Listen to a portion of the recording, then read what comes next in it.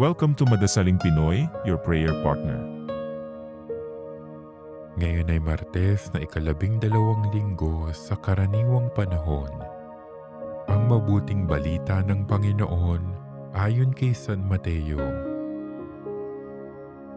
Noong panahong iyon, sinabi ni Jesus sa kanyang mga alagad, "Huwag ninyong ibigay sa aso ang bagay na banal, sapagkat kayo'y babalingan at lalapain nila pagkatapos.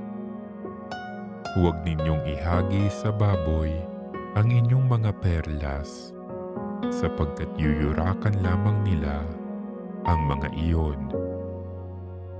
Kaya gawin ninyo sa inyong kapwa ang ibig ninyong gawin nila sa inyo.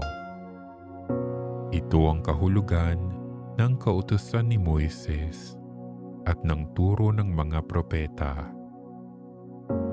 Pumasok kayo sa makipot na pintuan, sapagkat maluwag ang pintuan at malapad ang daang patungo sa kapahamakan, at ito ang dinaraanan ng marami.